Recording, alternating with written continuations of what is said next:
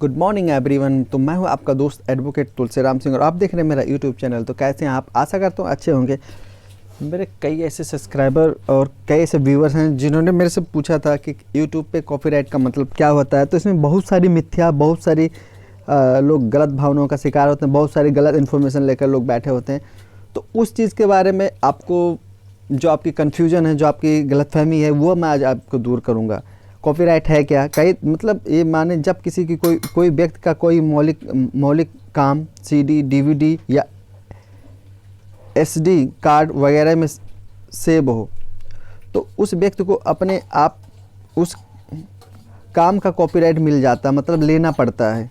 Copyright के मालिक के रूप में उसके पास उस काम को इस्तेमाल करने की खास अधिकार होते हैं। ज़्यादातर मामलों में किसी दूसरे व्यक्ति को इस काम का इस्तेमाल करने की मंजूरी देने का अधिकार सिर्फ कॉपीराइट के मालिक का होता है। जी, जैसे कोई गाना, कोई भी चीज़ ऐसी चीज़ होती है जो खुद का बनाया हुआ चीज़ होता है, ठीक है, उससे कोई भी व्यक्ति जब चाहे तब उस पर कॉपीराइट ले सकता है, उसके रजिस्ट्रेशन करवा सकता है और उसमें रजिस्ट्रेशन फीस होता है। और रजिस्ट्रार के पास रजिस्ट्रेशन करवाने के बाद में आपका जो कॉपीराइट अधिकार मिल जाता है उसका। फिर बिना अब जैसे किसी चीज़ का अगर कॉपीराइट मिल गया तो उसको आप बिना उसके क्या कहते हैं परमिशन के आप उसको यूज़ नहीं कर सकते हैं। तो आइए बढ़ते हैं। अब देखिए, एक जो सवाल है लोगों ने पूछा था कि किस तरह से कॉपीराइट के मतलब कॉपीराइट के तहत क्या आता है, कैसे आता है। तो इसके बारे में आप लोगों को बताना चाहूँगा। देखियो, ऑडियो विजुअल वाले काम जैसे कि टीवी शो, फिल्में और ऑनलाइन वीडियो, ये आते हैं, कॉपीराइट के तहत आते हैं। साउंड रिकॉर्डिंग, म्यूजिक कंपोजिशन, इसके अलावा आते हैं लिखे हुए काम जैसे कि व्याख्यान, लेख, किताबें और म्यूजिक कंपोजिशन। ये सारी चीज़ें आपका कॉपीराइट की कैटेगरी में आते हैं। इन सब चीज़ों के कॉपीराइट होल्डर बन सकते हैं, मालिक, ओनर बन सकते हैं। विजुअल वाले काम जैसे पेंटिंग, पोस्टर और विज्ञापन, ये भी कॉपीराइट में आते हैं। Video game, computer software, drama वाले काम जैसे कि नाटक और म्यूजिकल प्ले, विचारों, तथ्यों और प्रोफेस पर कॉपीराइट लागू नहीं होता है। कॉपीराइट कानून के तहत सुरक्षा पाने के लिए यह ज़रूरी है कि किया गया काम क्रिएटिव हो और उसे किसी स्टोरेज डिवाइस, हार्डवेयर में मौजूद होना चाहिए। नामों और शीर्षकों पर तब तक कॉपीराइट लागू नहीं होता जब तक कि उन्हें कॉपीराइट नहीं किया जाता है। आशा करता हूँ समझ रहे होंगे आप, और इस वीडियो पर लास्ट तक बने रहिए ताकि पूरी चीज़ अच्छी तरह से समझ में आ जाए आपके। अब दूसरा सवाल जो किसी ने पूछा था, क्या कॉपीराइट से सुरक्षा किया जा सकता है या किसी काम का इस्तेमाल किस इस तरह से किया जा सकता है कि जिससे कॉपीराइट का उल्लंघन ना हो। तो ये सवाल आया था। तो इसके बारे में अगर मैं कहूँ तो कॉपीराइट का उल्लंघन किए बिना कॉपीराइट वाले कंटेंट का इस्तेमाल किया जा सकता है। जैसे अपवाद के तौर पर फेयर यूज़ और फेयर डीलिंग के तहत दूसरे के कंटेंट का इस्तेमाल करने की अनुमति लेकर ऐसा किया जा सकता है। अगर आपको अपने वीडियो में किसी दूसरे का संगीत इस्तेमाल करना, तो वीडियो में संगीत के इस्तेमाल से जुड़े विकल्प के बारे में जानें। कुछ क्रिएटर्स क्रिएटिव कॉमन्स लाइसेंस के तहत अपने कंटेंट को भी इस्तेमाल करने की मंजूरी देते हैं। ये चीज़ आप समझ गए होंगे। अब जो अपना अगला जो सवाल आया था, पूछा गया था, क्या यूट्यूब यह तय कर सकता है कि कॉपीराइट का मालिक कौन है? तो इसके बारे में आप लोगों को बताना चाहूँगा, नहीं। मालिकाना हक वाले विवाद में यूट्यूब मध्यस्थता नहीं कर सकता है।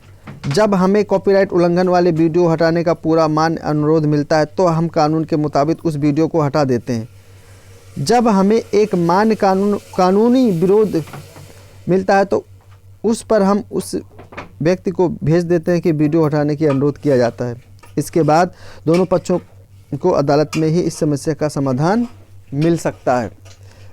यूट्यूब पे नहीं मिल सकता इस समस्या का समाधान। क्या कॉपीराइट और ट्रेडमार्क एक ही है? तो किसी ने पूछा था, तो मैं आपको बताना चाहूँगा कि नहीं, कॉपीराइट बौद्धिक संपत्ति का सिर्फ एक रूप है। यह ट्रेडमार्क जैसा नहीं होता है। ट्रेडमार्क से ब्रांड के नाम, मोटो, लोगो और सोर्स पहचानने वाली दूसरी चीज़ की सुरक्षा होती है ताकि दूसरे लोग किसी खास मकसद से उसका इस्तेमाल ना कर पाएँ। कॉपीराइट पेटेंट कानून से भी अलग है जो कि आविष्कारों को सुरक्षित करता है।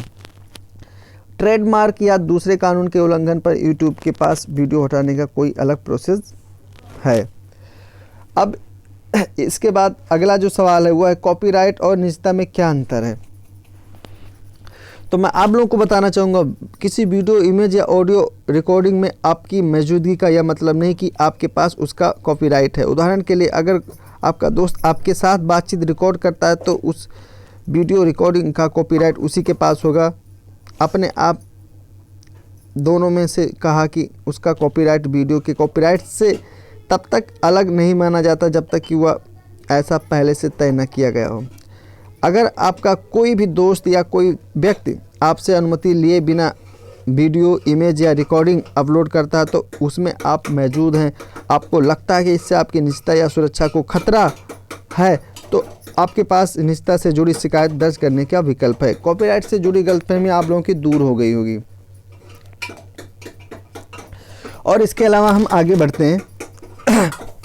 जैसे कि कॉपीराइट के मालिक को क्रेडिट देने से आपको उसके कॉपीराइट वाले वीडियो को इस्तेमाल करने का अधिकार अपने आप नहीं मिल जाता है।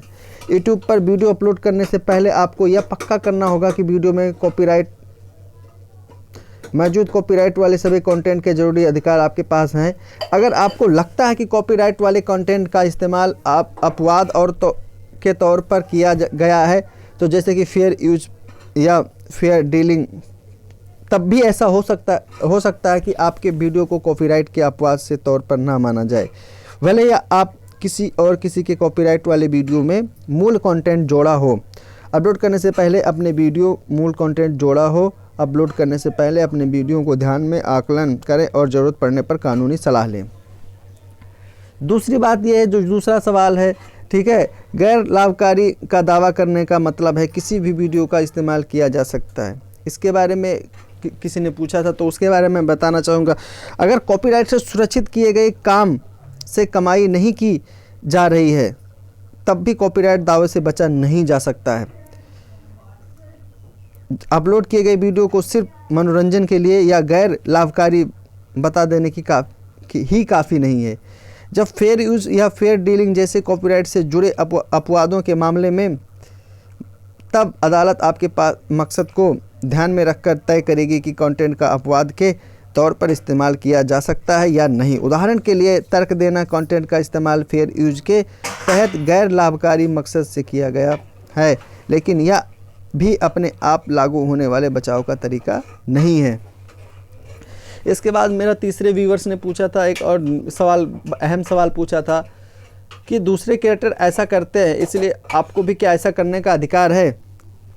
तो भले ही साइट पर ऐसे वीडियो मौजूद हैं जो आपके अपलोड किए हुए वीडियो से मेल खाते हैं, लेकिन इसका मतलब यह नहीं कि आपको भी ऐसे वीडियो पोस्ट करने का अधिकार है। कभी कभी कॉपीराइट का मालिक हमारी साइट पर अपने कुछ वीडियो ही देखने की अनुमति देता है। इसका मतलब यह नहीं कि उसके सारे वीडियो साइट पर दिखाए जाएं। कभी कभी कॉपीराइट के कई मालिकों के पास काफ़ी मिलते जुलते वीडियो का मालिकाना हक होता है। ऐसा हो सकता है कि कोई इसकी अनुमति दे जबकि दूसरा ना दे।